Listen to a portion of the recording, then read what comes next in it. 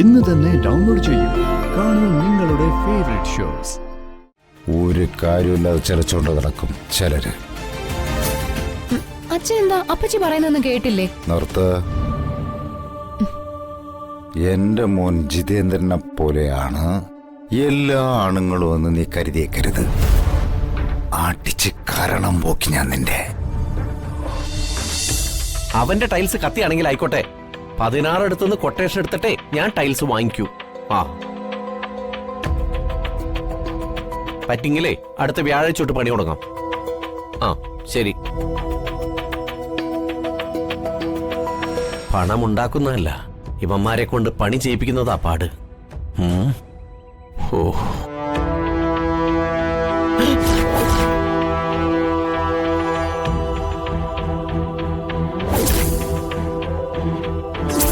ഇന്നലെ ഞങ്ങളുടെ മുറിയിലെ ഒരു കള്ളം കേറി.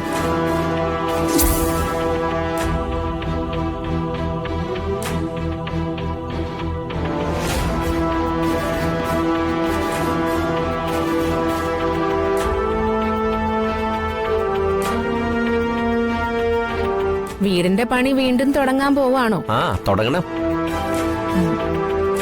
വ്യാഴാഴ്ച തുടങ്ങണമെന്ന് പറയുന്നത് കേട്ടല്ലോ. ആ അപ്പോ എല്ലാം ഒളിഞ്ഞിരുന്ന് കേൾക്കായിരുന്നു. നിനക്കിപ്പോ എന്താ അറിയേണ്ടത്? എനിക്കറിയാനുള്ളത് വീട് പണി എന്ന് തുടങ്ങുന്നുള്ളതല്ല, പിന്നെ വീട് പണിയാനുള്ള പണം എവിടുന്ന് കിട്ടിയെന്ന. എന്താ പ്രകാശേട്ടന്റെ നാവ് ഇറങ്ങിപ്പോയോ? ഇപ്പൊ ഈ പണി ചെയ്യിക്കാനുള്ള പണം എവിടുന്നാ കിട്ടിയെന്ന്. അതൊക്കെ കിട്ടി. എവിടുന്ന് കിട്ടിയെന്ന് അറിയാനുള്ള അവകാശം ഭാര്യയായി എനിക്കില്ലേ? പ്രകാശം വിചാരിച്ചാലാണോ പണം ഒപ്പിക്കാൻ പ്രയാസം? മാത്രമല്ല, എന്റെ അനുജൻ മനോജിനെ പോലെ കടം വാങ്ങി തിരിച്ചു കൊടുക്കാത്തവനല്ല ഈ പ്രകാശൻ. പ്രകാശേട്ടൻ ഇപ്പൊ ഈ പണം തന്നത് ആരാ? അത് തൽക്കാലം നീ അറിയണ്ട. അറിയണം. ബാങ്കിൽ നിന്ന് ലോൺ പാസ്സായില്ലെന്നുള്ള അറിയിപ്പ് ഇന്നലെ എന്റെ ഫോണിലാ വന്നത്. അപ്പൊ പിന്നെ വീട് പണിയാനുള്ള പണം ഇത്രയും പെട്ടെന്ന് കിട്ടണമെങ്കിൽ മോഷ്ടിക്കാൻ തന്നെ പോണം.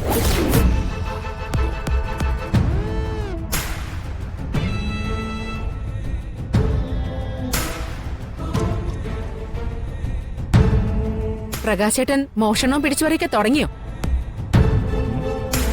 അങ്ങനെയാണെങ്കിൽ അങ്ങനെ, ഞാൻ ഇതുവഴി പോയിക്കോളാം.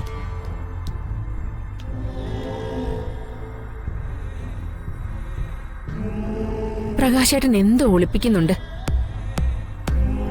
കുറച്ചു ദിവസമായിട്ട് എന്തോ കള്ളത്തരം നടക്കുന്നുണ്ട്. എന്താണാവോ അത്?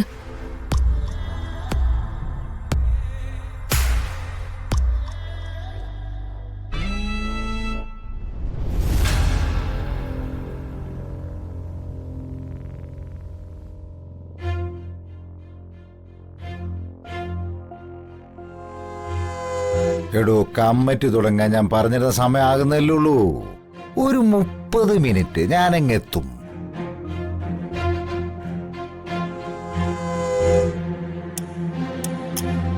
എന്തോ MP-യോ? അവനോട് അവിടെ ഇരിക്കാൻ പറയടോ. പാരമ്പര്യമായിട്ട് കൈമാറി വന്നൊന്നുമല്ലല്ലോ ഈ MP സ്ഥാനം. പാർട്ടി കൊടുത്തതല്ലേ. അരമണിക്കൂർ കഴിഞ്ഞ് തുടങ്ങുന്നതേ ഉള്ളൂ. നീ ഫോൺ വയ്ക്കേ.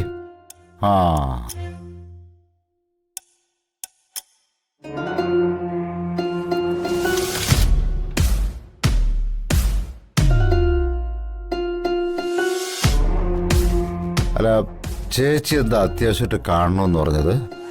അല്ല, നിന്റെ നാട്ടുകാരിയൊക്കെ കഴിഞ്ഞോ? എന്നാ കേട്ടോ, ഈ വീട്ടിൽ ബാധിച്ച ക്യാൻസറിനെ ഓരോന്നോരോന്നായിട്ട് കരിച്ചു കളയണം. അല്ലെങ്കിൽ മൊത്തത്തിൽ പടർന്നങ്ങ് കേറും. അപ്പ കിടന്ന് കൈയും കാലും അടിച്ചിട്ട് ഒരു കാര്യമില്ല. ചേച്ചി എന്താ പറഞ്ഞു വരുന്നെന്ന് സത്യം പറഞ്ഞ എനിക്ക് മനസ്സിലാവുന്നില്ല. നിന്റെ മോളില്ലേ ഹരിത, അവള് വീണ്ടും ആ എരപ്പാളിയുടെ അടുത്തേക്ക് മടങ്ങി പോകുന്നെന്ന്. ഞാൻ ഈ കാര്യം പറഞ്ഞിട്ട് നീ എന്താ ഒന്നും മിണ്ടാത്തത്? ചേച്ചി, അവള് സ്വന്തം ഇഷ്ടപ്രകാരം അവളുടെ ഭർത്താവിന്റെ വീട്ടിൽ നിന്ന് ഇറങ്ങി വന്നു. സ്വന്തം ഇഷ്ടപ്രകാരം അവന്റെ അടുത്തേക്ക് തന്നെ തിരിച്ചു പോകുന്നു.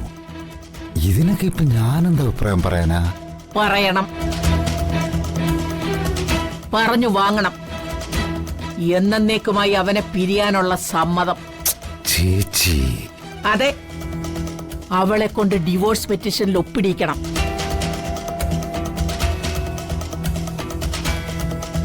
ആദ്യം ഹരിതയുടെ ജീവിതത്തിൽ നിന്ന് ജോലിയും കൂലിയും ഇല്ലാത്ത ആ ദാരിദ്ര്യം പിടിച്ചവനെ ഒഴിവാക്കണം. എന്നിട്ട് വേണം ഇവിടെ വന്നു കയറി അവന്റെ പിഴച്ച കൂടപ്പറപ്പിനെ അടിച്ചു പുറത്താക്കാൻ. ചേച്ചി പറയുന്ന പോലെ അതത്ര എളുപ്പമുള്ള കാര്യമൊന്നുമല്ല. സംഗതി പ്രതീക്ഷിച്ച പോലെ അങ്ങോട്ട് മുറുകുന്നില്ലല്ലോ. ഇടയ്ക്ക് കയറി ഒന്ന് തലയിട്ടാലേ ഉദ്ദേശിച്ച ഫലം കിട്ടും.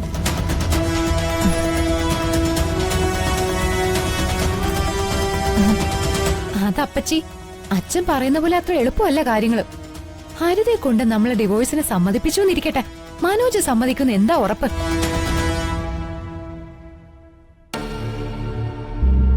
മനോജ് ഈ വീട്ടിൽ വന്ന് ഹരിതയെ വിളിച്ചിറക്കിക്കൊണ്ട് പോയത് വെറുതെ അല്ല. ഇവിടുത്തെ സ്വത്തും പണവും കണ്ടിട്ട് തന്നെയാ.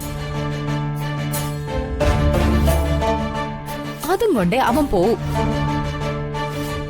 ഇപ്പൊ ഹരിതയായി പിണക്കം ഉണ്ടാക്കി അവളെ ഇങ്ങോട്ട് അയച്ചത് തന്നെ സ്വത്തിന്റെ കാര്യത്തിൽ ഒരു തീരുമാനം ഉണ്ടാക്കാനാണെന്ന് എനിക്ക് തോന്നുന്നത്.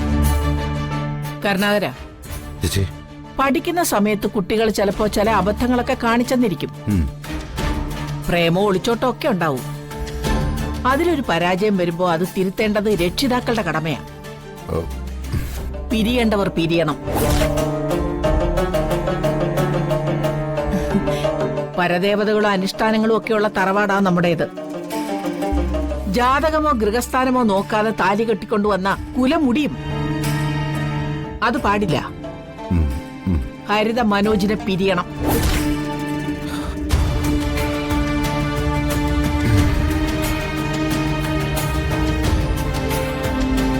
പറഞ്ഞില്ലേടോ കുറിപ്പ് വന്നിട്ട് തുടങ്ങിയാ മതിയെന്ന്. ബക്കടപ്പോ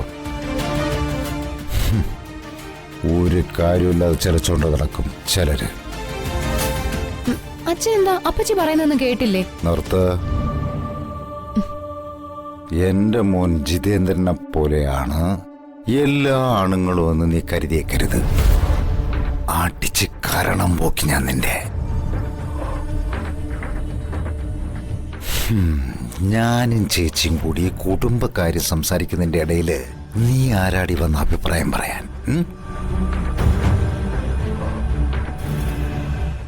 എന്റെ ഭാര്യ സുമ ഇന്നേ വരെ എന്റെ ചേച്ചിയുടെ മുമ്പിൽ വന്ന് നിന്നിട്ടില്ല. അത്രയ്ക്ക് ബഹുമാനമാ ഞാനും എന്റെ ഭാര്യയും അവർക്ക് കൊടുക്കുന്നത്.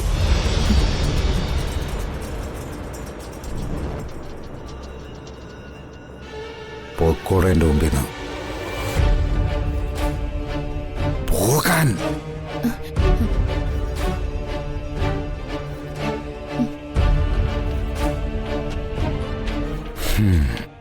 അപ്പൊ ചേച്ചി, നമുക്ക് കാര്യങ്ങളൊക്കെ ഗൗരവമായിട്ടൊന്ന് സംസാരിക്കണം. ഇപ്പൊ എനിക്കൊരു മീറ്റിംഗ് ഉണ്ട്, ഞാൻ പോയിട്ട് വരാം. മാനത്തെ കൊട്ടാ